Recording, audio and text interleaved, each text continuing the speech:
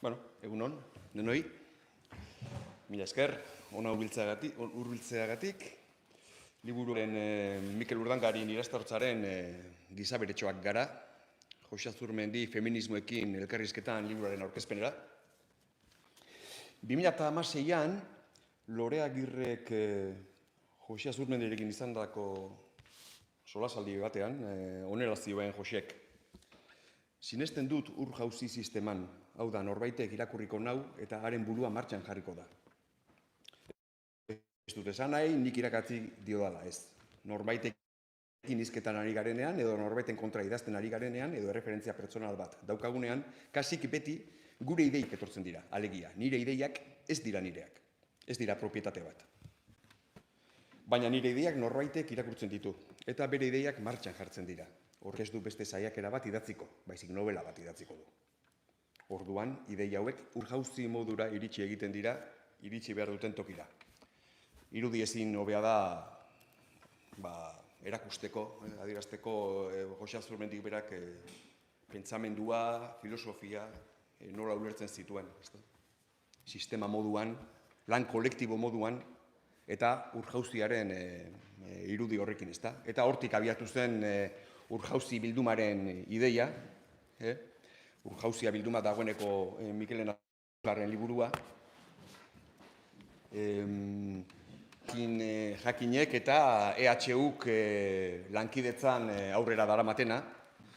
EHUk zehazki Joxe Azurmendi katedrak. Eta lankidetza hori duela 5-6 urte jarri zen abian, katedra ere 2019an sortu zen, 2019an bertan Joxe Azurmendiren pentsamenduari buruzko kongresu handi bat izan zen hemen Donostian bertan, horko emaitzak jasota daude bai Jakin aldizkarian eta baita bilduma honetan bertan ere, 2. zenbakian.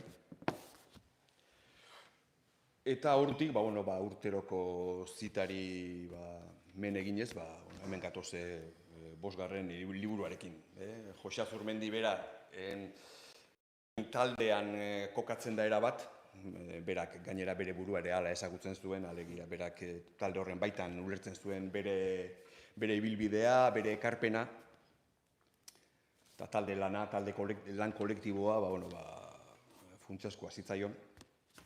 Eta orduan, Jakin hemen egotea, egitasmo honetan egoteak, zentzu osoa dauka, EHU bezala, EHU Joxeren 2. etxea izango litzateke, bere ibilbide profesionala aurrera eraman zuen etxea. Eta orduan, nolabait esatearren, Jakin eta EHUren arteko edo Joxe Azurmendi katedraren arteko naturala da, erabat logikoa da. Eta,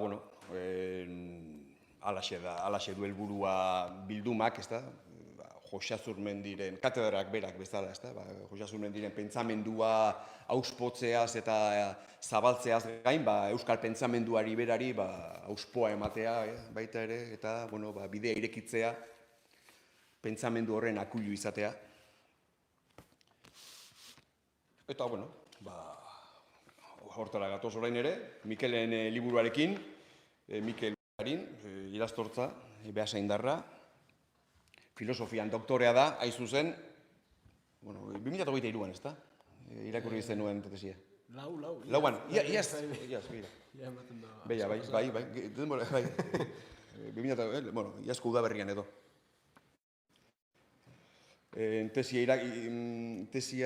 Doktore tesia idatzi zuen, hain zuzen, liburuak jasotzen duen ikergaiaren inguruan. Liburua beran nolabait tesiaren moldaketa bat da, moldaketa zorionekoa, nik uste oso berak ez du izango, nik esan dezagun. Benetan asmatu du, ez dira lan errazak, oso kutsu akademikoa izan dezaketen lanak irakurle orokorrarentzako esan dezagun egokitzea, eta, bete-beten asmatu duzu, Mikel, nik alaxe irakurri dut, eta benetan iruditzen zait, gai hauetan jakin mina interesa izan dezaken, edo nork arazorik gabe irakur dezaken,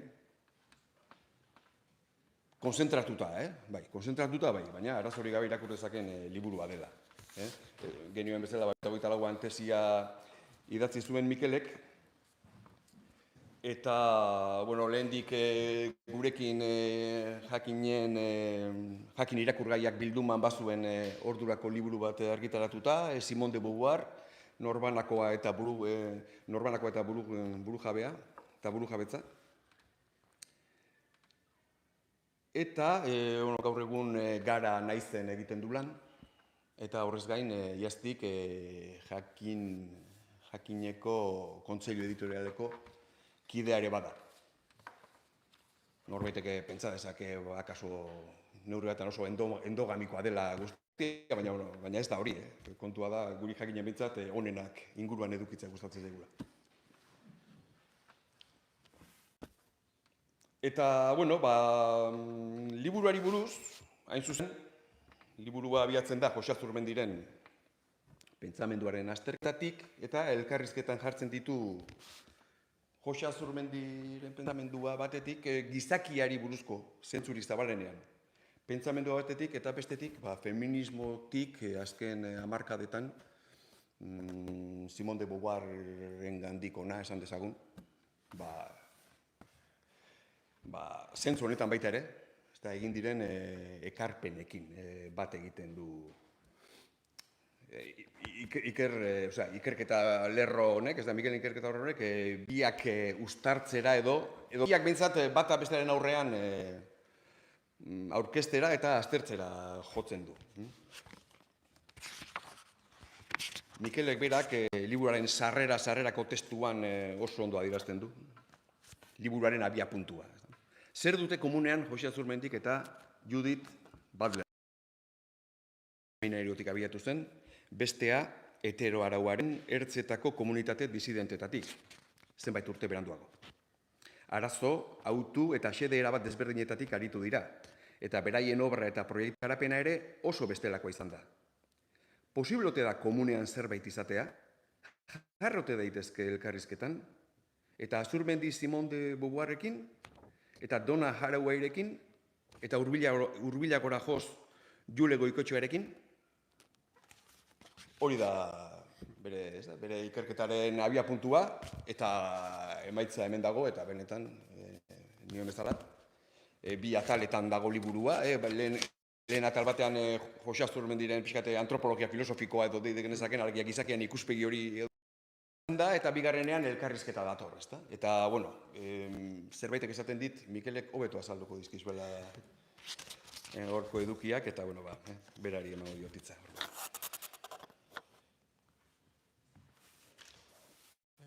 Egunon denoi, eta lehenik eta behin eskerrik asko, hurbildu zaten guztiri, bai edabide eta bai gertuko, bai inguruko.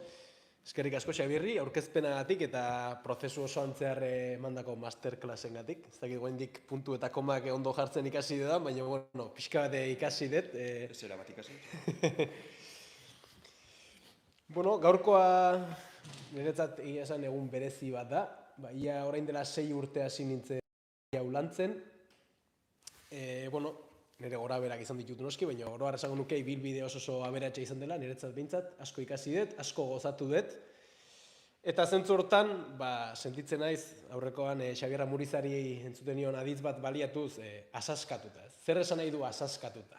Aurrekoan Maider Jantzi lankideak egin zion, elkarrezketa Xabier Amurizari, eta berak honela definitzen zuen.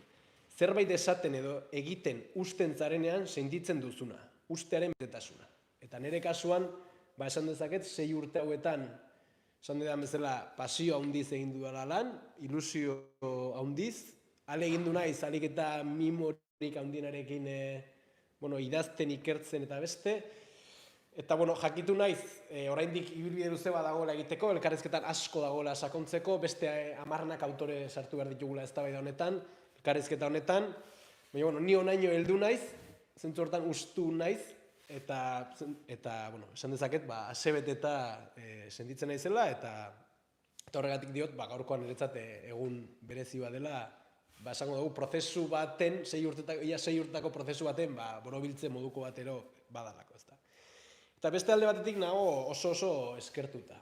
alde batetik Jose Azurmendi katedarakoekin akordatu nahiko nuke, jakitu naizelako 4 urtetako beka hori izan ez banu, gaur ezinezkoa izango litzatekeela hemen egotea eta ezinezkoa izango litzatekeela ikerketa hau garatzea, eta beste alde batetik, ezinbestean jakin talde zabalarekin.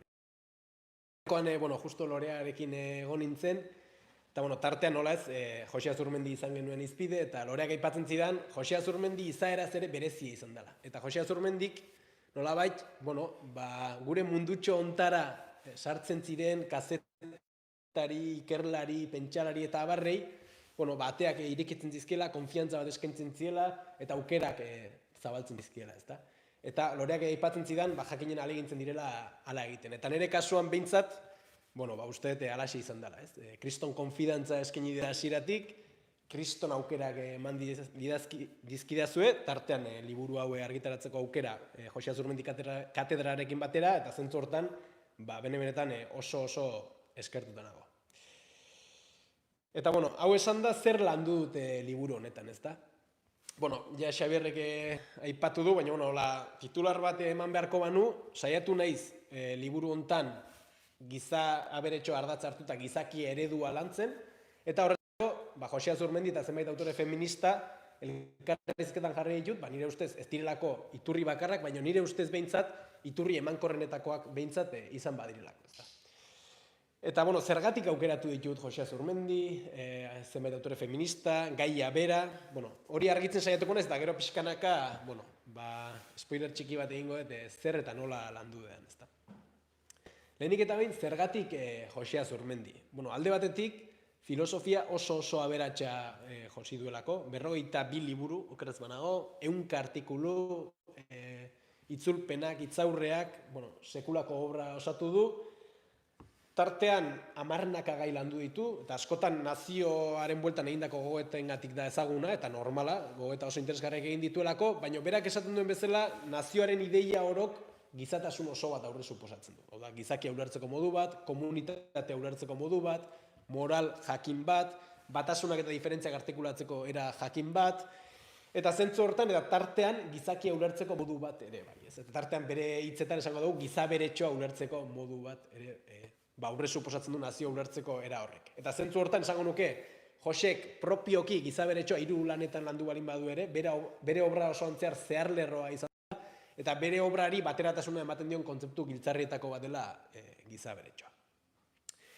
Eta bada beste elementu bat, ez? Jose nire ustez oso interesgarri egin duena, eta da, batetik zer landu duen eta bigarrenik nola landu duen, ez? Berak bere obra elkarrizketan osatu duelako, 1964an ja aipatzen zuen 23 urte eskasekin hasi gaitezen komunismoarekin elkarrizketan, berak planteatzen zuen erantzunekoak baino entzuntzaileak izan behar degula eta ikusi, ikasi eta berritzea zegokiela garai hartako euskaldunei, eta esango nuke, zentzu hortan, berak, belarriak irekita gutxienek izan dituela, uin eta korronte berriekiko ere. Tartean esango nuke, berezik azken urteetan, baita autore feministekiko ere. Ez da bere obran ez du landu, ez du elkarrezketarik garatu autore feministekin, baina belarriak irekita agertu da. Eta hor badago aipu berak esplizituk esaten du, feminismoak belarriak ireki dizkigu behintzat, ez da gutxi, emakumendik asko daukatela deno irakasteko uste dut. Beraz, badago elkarrizketarako prestutasun bat. Eta gainera uste dut interesgarria dela elkarrizketa hori berak nola planteatzen duen. Berak dio elkarrizketak kritikoak izan behar dutela, eta zentzu hortan, berak berarekin bat ez etortzea onartu ez ezik hala egitea espero du. Berak elkarrizketa kritikoa nahi du, eta ari ere tartea ireki nahi dio. Hor bada anekdota oso polit bat, Andoni Olariagarekin, egin zuen solasaldi bat, okerretu banago berriak antolatuta, Martin Ugalde foroan, eta bertan Andoni Olariagak momentu baten esan zion, ez zetorrela bat, Josek planteatu zuen horrekin. Eta Josek erantzun zion, hala espero dut, ni neu bezala pentsatzeko, ni neu nahikoa naiz. Hau da, berarekin bat ez etortzea, onartu ez ezik, hala egia espero du, eta zentzu hortan, elkarrizketa kritiko bat garatzeko uste dut sekulako auka eskaintzen digula. Eta zergatik jarri dut feminismoekin edo autore feminista zehatzekin elkarrizketan. Alde batetik, uste dudalako azken hamarkadan behintzat, baina bai ja azken hamarkadetan, Euskal Herrian bertan ere politizaziorako ardatz nagusiena ez bada bilakatu dela. Eta tartean horrek auzi ezberdinak astindu dituela eta tartean filosofia bera ere astindu duela. Maialen Ujanbiok 2022ko Euskal Herriko txapelketa nagusian uste dut ezin hobeto laburtzen zuela, ez? Berak zion bertxotan, herriak eta hizkuntzak zuten norantzari gai gehiago lotu zaio lehengo ardatzari.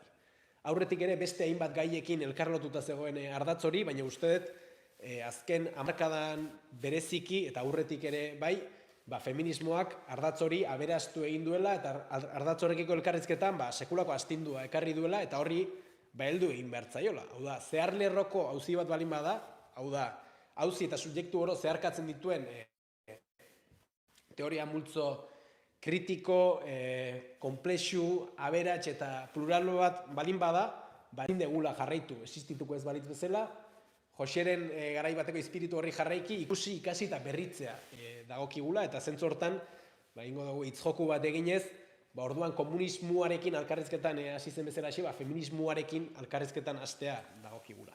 Eta gainera esango nuke, elkarrizketaren zati bat egiten jada hasita dagoela eta aurretik jada egin zela, ezta? Ibilbide bat, badagoela prestutasun bat eta ibilbide bat ere egin dela, ez? Eta hor, ezinbestean, Alaitza Izpuruk, Idurre Eskizabalek eta beste zenbait autorek, uste jada bidetxo bat egin dutela, eta ni gero lantzen saiatu nahi zen, hainbat gako ere eskaini dituztela, ezta? Hala ere hemen, ñabardura txiki bat egin nahiko nuke. Izenburuan feminismoekin elkarrizketan jarri dut, eta ez zait niri ere beste kontzeptu originalagorik okurritu, eta hor bago gaineraz, lehen aipatutako ze hori, keinu hori, baina ondoren liburuan zehar ale egin du naiz feminismoaz edo feminismoez ez hitz egiten eta zehazki autore feminista zehatzak lantzen. Zergatik, uste dudalako hemen badagoela arrisku, badirudi askotan feminismoa dela besteen oso koherente, identiko bat, eta badirudi bati egindako kritikak denentzako balio duela, edo alderantziz, feminismoaz oroar egin ditzazkegun kritikek autore, edo kasi-kasi esango dugu emakume diren orori eragiten diela, ezta? Nolabait, identikoen kategoria horrenpean uste dut zokoratzeko estrategia bat ere izan daitekela. Eta horren aurrean uste dut garrantzitsua dela feminismoaz edo feminismoez baino autore feminista zehatzez hitz egitea eta tartean, beraien artean dauden ezberdintasunak ere azaleraztea eta horiek ere lantzea. Eta nire kasuan behintzat ale egin du naiz. Eta hirugarrenik zergatik aukeratu dut gizaki eredua edo gizaberetxoa elkarrizketarako gai bezala, ezta? Lehen aipatu dut, nire ustez tartean Jose Azurmendiren obran zeharlerroko auzi badelako, esango nuke autore feminista ezberdinetan ere hori zeharlerroko auzia dela, Simón de Beauvoir aipatu du lehen Xabierrek, gizona edo emakumea ez da jaiotzen egiten da hortan, badago egite bat, badago egite hori ulertzeko modu bat, badago gizakia ulertzeko modu bat, badago askatasuna ulertzeko modu bat, eta esango nuke, gogoeta gai zentral bat dela eta hau ere zeharlerrokoa dela. Eta horrez gain, esango nuke gaur egungo gogoeta gai nagusietako bat dela. Joseke askotan esaten du, krisi garaietan filosofia antropologizatu egiten dela. Hau da, bere hitzak erabiliz, berak dio, etxepean itukinak daudenean, nolabait, eta erreferentzia kolektiborik topatzez degunean, nolabait izpiloaren aurrean jartzen garala, eta hasten garala gure korapiloi bueltaka, ez? Nor naiz ni, nor garagu. Eta uste gaur egun, krisiak agerikoa dan bezala egon badaudela, krisi egiturazkoak, krisi askotarizkoak, esango nuke kasi zibilizazio krisi bat bizi degula, eta horren adierazpide ezberdinak geroz eta era gordinagoan eta geroz eta era nabariagoan bizi eta jasaten ditugula, eta esango nuke hor, tartean pentsamendua ere antropologizatu ere egin dela egin batean, eta hor sekulako bataia politiko, sozial, ekonomiko, gizatasun eredu hori berdefinitzea aldera. Askotan esaten da, sistema gaur egun hegemonikoa den sistema ez dela soilik eredu ekonomiko bat, ez dela soilik produkzio erlazioen multzo bat, ez dela soilik lege sorta bat, besteak beste dela nolabait antropologia oso bat ere aurre suposatzen duela, hau da, gizakia ulertzeko modu oso bat ere suposatzen duela. Eta esango nuke krisi garai hontan egiten ere gainera neoliberalismoa bera eta neoliberalismo patriarkala bera ere sekulako alegina egiten ari dela, gizaki mota hori berdefinitzea aldera, ez? Eta hor, egunero entzuten ditugu hamarnaka mezu, batzuk sotilagoak eta beste batzuk esplizitoagoak, ez? Nahi baduzu, posible duzu, ez? Zenbat aldiz entzuten dugu hori, eta ondorioz ezin badezu, da nahi ez dezulako, do behar beste saiatu etzerelako, luzer bat zarelako.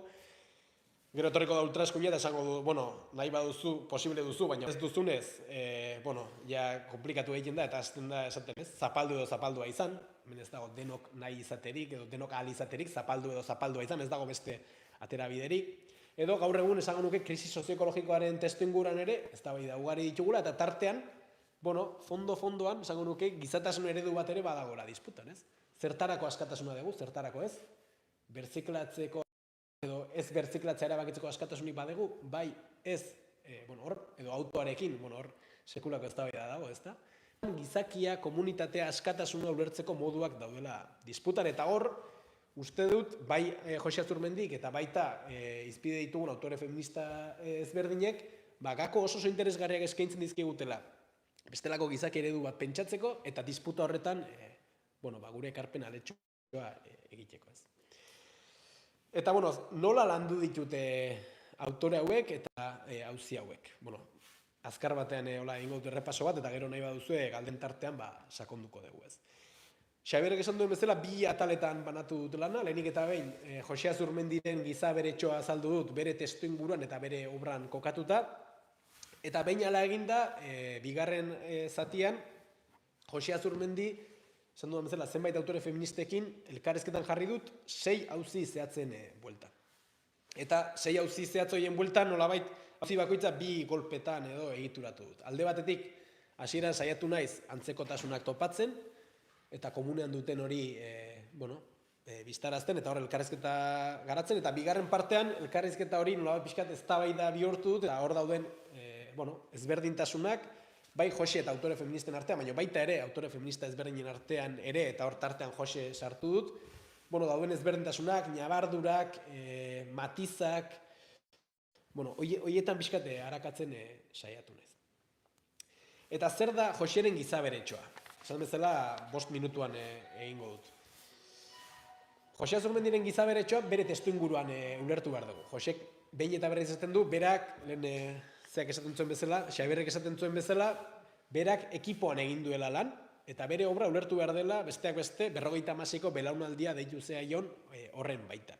Eta horren barruan konkretuki jakin taldearen baitan, ezta.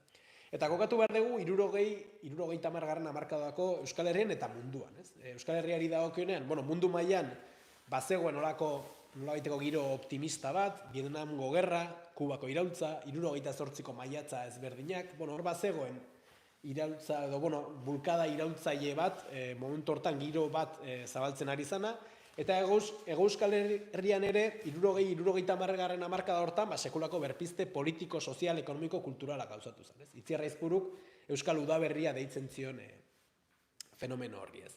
Eta hor, testu inguru hortan autore ezberdinek planteatuko dute, bai mundu mailan eta baita Euskal Herrian ere, handira joketzeko garaia dela. Hau da, ez dela nahiko azpiegitura ekonomikoa iraultzea, ordura arte esango dugu marxismo jakin batek planteatu izan zuen bezala, horrez gain, ezinbestekoa zela gizaki berria eraikitzea. Hau da, iraultza total bat egin behar zela. Eta hor, Torrealdaik 1973an idatzi zuen iraultzaz liburua, eta tartean, era horretarako planteamendua egin zuen. Eta hor, Josek, nolabait berak beti esan du fedegabe xamarra izan dela denarekiko, eszeptiko xamarra, eta horren aurrean Josek, nolabait humiltasunerako eta prudentziarako dei bat egingo du, esango du, kontuz. Gizakia ez da giza jainko zeru seme bat, berak seme esaten du, gizakia abere hutsa da, eta mesedez errespeta diozue hori. Eta edozein planteamenduk tartan iraultzaiek, eta ezin dugu ahaztu Jose bete-betean murgilduta zegoela giro horretan, eta horren parte eta kuilu ere bazela, baina nolabait egitasmo iraultzaile horiek eraikiko balin baditu, lehenik eta behin jakin behar dugu gizaki nondik abiatzen garen, eta gizaki horren tasun eta keri horietatik abiatuta eraiki beharko dugu. Ez horien gainetik eta ez horien kontra, ezta. Eta zentzu hortan 1975an idatzi zuen Gizona abere hutsa da liburuan, eta hau friki xamarra da, baina konturatuko zarete, justo 50 urte betetzen dira urten, eta gizaberetxoak gara formulatuta dago, pixkat horri begikriska bat eginez, ez? Gizona bere hutsa da, gizaberetxoa gara, hor badago nire buruan behintzat lotura bat edo saiatu naiz egiten. Eta zer esan nahi du horrek, eta hori nola jarri daiteke eta zehatzekin elkarrizketan. Spoiler modura 5 pintzela emango ditut, eta gero nahi baduzu sakonduko dugu. Lehenik eta behin, gizaberetxoak gara baieztapena Jose Azurmendik erabat lotuta planteatzen du gorpuztasunaren baieztapenarekin. Berak dio, gizaberea abere bat, gorputz bat, organismo bat da. Gorputz bat duen, edo are gehiago, gorputz bat den organismo bat. Berak esango du behin eta berriz, ez gera zeruko giza jainkoak. Eta ni planteatzen dudana da, horrek ez aldu bat egiten, hain zuen ere azkeneko hamarkadetan, Simone de Beauvoirretik bertatik hasita, autore feminista ezberdinek planteatu duten aldarrikapen horrekin. Hau da, ez da ideia puru unibertsalak esango du Simone de Beauvoirrek, gorputz bat gera eta hortik abiatu behar du edozein askapen mugimendu. Eta hor gorputz bat izate horrek badakar beste tentsio bat, eta da, Jose Azurmendi izango du giza bere hutsak gara. Gorputz bat gara, baina hor naturak, kulturak ze parte dute gorputz horretan. Nola ulertzen dugu. Gorputzaren eta buruaren dualismo hori hankaz gora jarri da, baina hor natura, kultura nola elkarlotzen dira. Eta hor Jose Azurmendik izjoku bat planteatzen du. Gizaberea abere hutsa da esango du. Eta hor badago, horrek adiera bikoitz badauka, alde batetik abere hutsa da, abere bat da soilik, eta ondorioz berak aldarrikatuko du natura bere gorputzaren eta bere naturaren prehistoria hori dana ere, nolabait aintzakotzat hartu behar du, ezin du jarraitu, tabula rasa bat izango bailitzan bere jardun egiten, baina horrek badu bigarren adiera bat ere, eta da, abere hutsa dela, hau da, natura hori hutsa dela, natura hori kulturalki eraikitzen dela, eta berak esango du, gizagai jaiotzen garela, eta ondoren gizaki egiten garela, eta egite horretan, hain zuen ere, gure konstituzio naturala, erlazio soziokulturaletan egiten eta aragiztatzen dela, eta ondorioz konstituzio irekiko abere bat dela, ez? Beraz, naturala itzultzen du Jose Azurmendik, gorpuztasunaren aldarrikapen horren eskutik, baina naturaren nolabait ikuspegi ireki batekin. Hain zuen ere, nik hor planteatzen dudana, horrek ez aldauka loturarik, feminismoen baitan esate baterako materialismo berrietatik egiten ari diren gogoetekin, ez? Jule Goikoetxeak materialismo teistak planteatzen dituenean, hau da, materialtasun hori, naturaltasun hori erdigunean jartzen duenean, baina ikuspegi politeista batetik, hau da, ikuspegi dinamiko eta plural batekin, hor lotura bate josterik, ez? Nik uste dut baietz. Karo, baina hor badago eztabaida bat ere, eta horren arabera nola pentsatuko ditugu sexu generoa, eta hor, badakigu, Jose Azurmendiren kritika nagusia feminismoei oro har egiten du, ez duen ere hori dela. Eta nik planteatzen dudana da, baina Joseren naturaren ulerkeratik abiatuta, ez ote dago, hain zuen ere, kasu honetan, Josek ateratzen dituen bestelako ondorioak ez ote daude ateratzerik. Nik uste dut baietz eta ariketa hori egiten saiatu naiz, ez? Gizaberetxoak badu beste elementu bat ere, eta da txo hori. Ni baite mendutan nago txo honekin, egia esan behar badet. Eta horrek badu, uste dut, humiltasunerako dei bat dela Josek egiten duna etengabe, ez? Berak esango du, abere gorputza gera gorputza.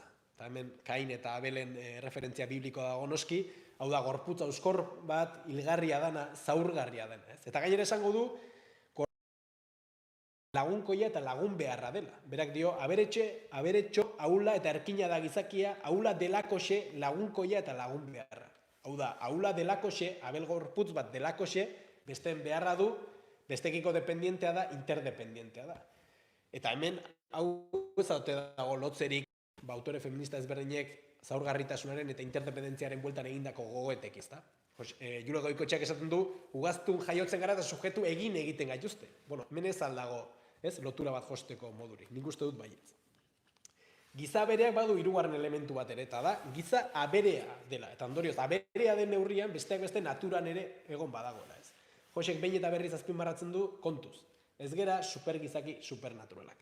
Berak esango du, naturan gaude, natura gara, eta ondorioz, besteak beste animalien senitartekoak ere izan bagera, ez? Beraz, uste hor badagola ekodependentzien aitortza bat, eta hor gainaz badaude lotura kurioso batzuk ere. Esate baterako, Judith Butler azken boladan human animal, giza animalia zizketan hasi da, hain zuten ere ekodependentzia horiek azpimarratu nahi, ez? Lotura agerikoa da. Baina hemen ere sekulako eztabaidak daude. Naturan gaude, baina nola gaude naturan, eta nola egon beharko genuke. Nola pentsatu naturarekiko hartu emana, eta beste aberikiko hartu emana, hor ere saiatu naiz eztabaida horri heltzen. Laugarren elementu bat, gizaberetxo hori, Jose Azurmendiren kasuan, taldekoia izatez gain, hiztuna ere bada, eta gaineraz ezin dira bata eta bestea bereizi. Hau da, berak esango du hizkuntza eta sozialtasuna guztiz lotuta daudela. Alde batetik, hizkuntzak sozialtasuna aurre suposatu egiten duelako, berak esango du, ez gera komunikatzen, edo ez dugu elkarrekin hitz egiten elkarrekin ulertzeko, edo elkar ulertzeko, baizik eta elkar ulertzen degulako. Puntu hori da, nolabait, aurre suposizioa, ezta? Eta horrez gain, hizkuntzak sozialtasuna egiten du. Ez berak esan du, hizkuntzak ez gaitu abstraktuki komunikatzen, hizkuntzak norbaitekin komunikatzen gaitu. Eta norbaitekin komunikatze hortan hain zuen ere, nolabait erlazio sozial horiek josi eta egituratu egiten ditu, ezta?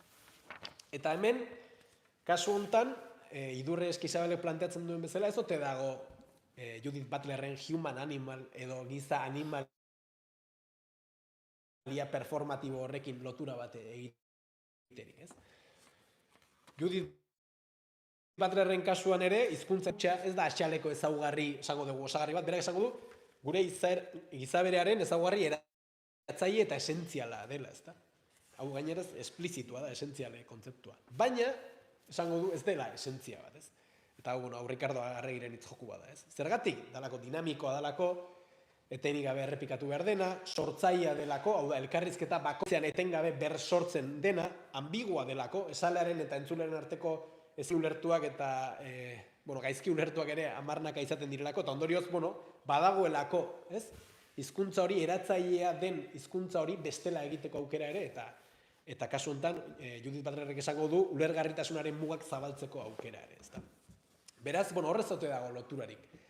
Eta hortik abiatuta beste eztabaida bat irekitzen zaigu, eta kasu honetan da, eta azalean, sarreran ekarri dugu argazkia, Jule Goikoetxeak eta Jose Azurmendik izan zuten eztabaida famatu hori, ezta? Saiatu naiz, askotan planteatzen da eztabaida sutsu bat izango balitz bezala, saiatu naiz hori matizatzen, eta, nire jarrera izan da, nire ustez ez daude hain urruti gauza askotan, nahi baduzu helduko diegu, eta, saiatu naiz, hain zuen ere hizkuntzaren inguruko gogoeta horietatik abiatuta, eta sujetuaren inguruko gogoeta horietatik abiatuta, pixkat hor dauden antzekotasunak, ezberdintasunak planteatzen, eta horiek ere, elkarrizketa horretan sakontzen, ezta. Eta azkenik, bosgarren nintzela da eta honekin bukatuko dut. Gizaberetxo askeak izan nahi dugu, hau da, bai Jose Azurmendik eta baita autore feminista ezberdinek ere, askatasunaren helburu horrekin garatu duten obra, eta proiektu askatzaile horien baitan ulertu behar ditugu beraien gogoeta teoriko eta inkluso akademikoak ere, ez? Eta hor nik uste dut badaudela hor ere antzekotasun, iraultzatxo apala plantatuko du Jose Azurmendik, gizaberetxo gatazkatxoetatik abiatuta, lurralde zehatzetatik abiatuta, lagunekin eta laguni eskerrak egin behar den iraultza bat, eta uste dut, hain zuen ere, autore feminista ezberdinek horixe azpimarratu dutela, horren bilaketan ari direla azken hamarkada eta mende luzeetan, ez? Alde batetik, monoteismo ezberdin aurrean, kausa, borroka eta subjektu pluralen bilaketa bat, eta aitortza bat, Kanten pax perfectua edo ez, bake beti erekoaren utopia horren aurrean utopia lokaztuak, utopia gatazkatsuak, burujabetza ulertzeko ere modu nolabait lurtarrago bat, burujabetza gorpuztuak, lurraldetuak izango direnak, poliederikoak izango direnak, diferentzia ezberdinak aintzakotzat hartuko dituztenak, lurralde ezberdinetatik abiatuko direnak. Uste hor badaudela antzekotasunak, eta badaudela eztabaidak. Eta tartean bat nola uztartzen dira komunitate egintza eta aberriaren ideia. Adibidez, Judith Butler batek, errezeloa ditu, nazioaren edo aberriaren edo lurraldearen kontzeptuekiko, hor baute dago elkarrizketa bat josterik, eta estatu gintza eta komunitate gintza, eta hor uste Jule Goikoetxearekin ere eztabaida interesgarri bat eta aberasgarri bat dagola, eta beste hamarnaka eztabaida, ezta. Beraz, bukatzeko, hortik nik ze ondorio atera dut. Alde batetik, Jose Azurmendi eta landu ditudan autore feministen ideia, balio sistema, mundu ikuskerak ez dira hain ezberdinak, nik uste dut elkar elikatu dezaketela, eta gainez elkar elikatze horretan, gizakia eta mundua ulertzeko eta bestela pentsatzeko eta era bizigarriago batean pentsatzeko gako oso interesgarriak eskaintzen dituztela, eta hor mami ederra